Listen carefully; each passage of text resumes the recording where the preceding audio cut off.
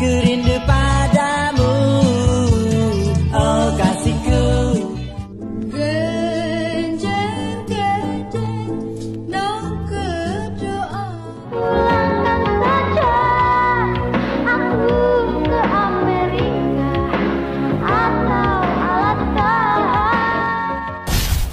Lagu ini tidak mengandung ujaran kebencian, apalagi muatan politik, tapi dianggap mencemenkan mental bangsa ketika itu.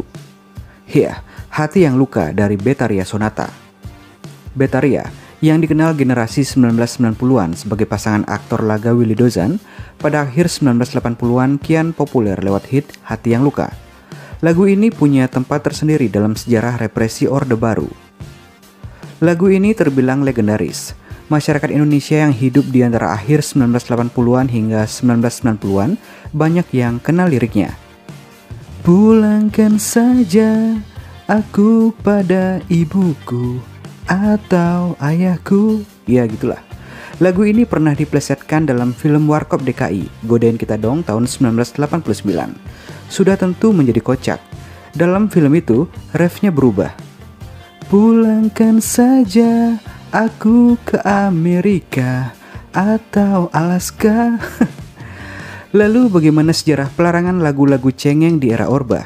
Dikutip dari Tirto ID, yuk langsung saja kita gaskan.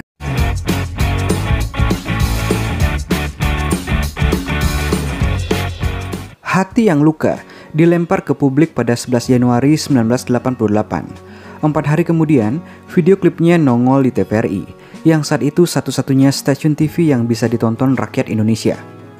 Lagu rilisan Musika Studio itu adalah ciptaan musisi legendaris asal Rote di jagat musik pop yang berurai air mata, Obi Mesak, yang juga dikenal karena kisah kasih di sekolah. Apa yang disajikan dalam lagu itu adalah kehidupan perkawinan yang diwarnai kekerasan dalam rumah tangga. Soal suami yang main gila dan suka menampar istri. Sebetulnya kisah dalam lagu ini tidaklah asing di masyarakat. Memang, dalam video musik Betharia, air mata mengalir turun saat dia bernyanyi, makanya terkesan lagunya cengeng. Hati yang Luka sebetulnya tidaklah berbahaya, tidak ada ujaran kebencian di dalamnya. Tapi Menteri Penerangan daripada Soeharto Harmoko jadi pusing karena lagu ini. Entah mendapat bisikan dari mana, Harmoko mengharamkan lagu macam Hati yang Luka. 3 hari sebelum perayaan ulang tahun TVRI ke-26, Harmoko yang juga bos daripada koran Pos Kota sudah omong soal lagu-lagu cengeng yang dianggapnya sebagai lagu yang melumpuhkan semangat. Lagu Hati yang Luka yang biasa dibawakan penyanyi Betharia Sonata sambil menangis itu benar-benar mengundang perhatian. Tidak jelas yang dimaksud perhatian itu datang dari mana, pemerintah atau masyarakat. Yang jelas itu merupakan sesuatu yang tak perlu dan sangat lebay. Menyanyi, menonton orang bernyanyi atau menangis adalah hak rakyat.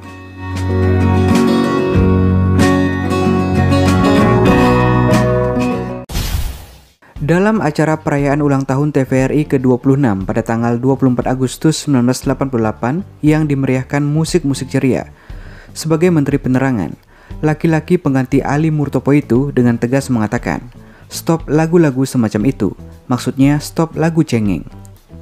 Di mata Harmoko, lagu-lagu semacam itu menghambat pembangunan nasional. Lagu-lagu yang cengeng dianggap tidak bisa menumbuhkan semangat kerja. TVRI punya peran kunci atas tumbuhnya semangat bekerja.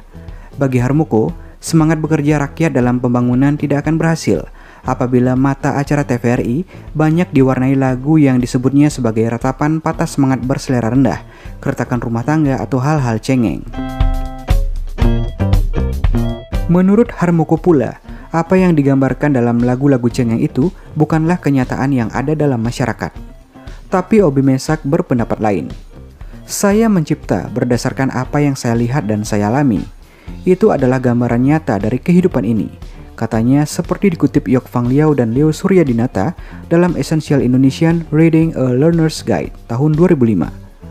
Bukan cuma mengganggu hak orang untuk menonton orang menyanyi sambil menangis, Orde Baru lagi-lagi mengganggu para seniman dalam berkreasi.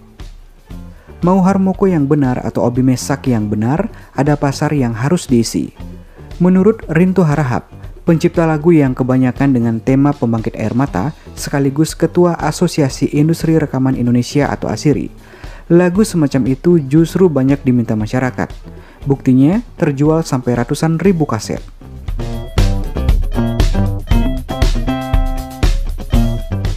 Melarang lagu-lagu cengeng bisa berakibat pula pada matinya industri kreatif, karena telah menyanyiakan pasar musik yang bisa menghasilkan duit. Lagi-lagi Orde Baru menghambat rezeki orang-orang yang terlibat dalam bisnis kaset. Pelarangan Harmoko atas musik-musik cengeng juga mengarah ke Rinto Harahap. Soal musik yang dicap cengeng ini, Rinto memang legendanya melebihi Obi Mesak. Banyak penyanyi pelantun lagu nan sendu-sendu itu atau mendayu-dayu adalah orbitan Rinto. Ia dikenal sebagai pengorbit Nia dan Niati lewat gelas-gelas kaca. Lagu ini juga dicap cengeng dan tidak disukai Orde Baru. Orde Baru yang meremehkan lagu Hati yang Luka berpuluh tahun sebelumnya telah sukses melarang lagu Genjer-Genjer ciptaan Muhammad Arif. Lagu berbahasa Jawa ini bukanlah lagu yang mengajak orang untuk angkat palu dan sabit melawan pemerintah, melainkan bercerita soal ibu yang berjuang agar anaknya bisa makan.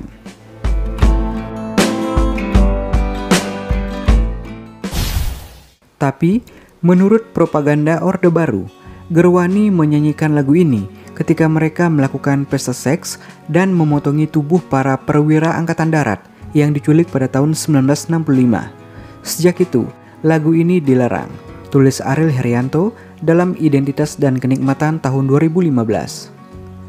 Soal melarang lagu, waktu Harmoko masih muda dan belum tajir karena Poskota dan Soekarno masih menjadi Presiden RI, musik-musik pop barat juga jadi barang haram.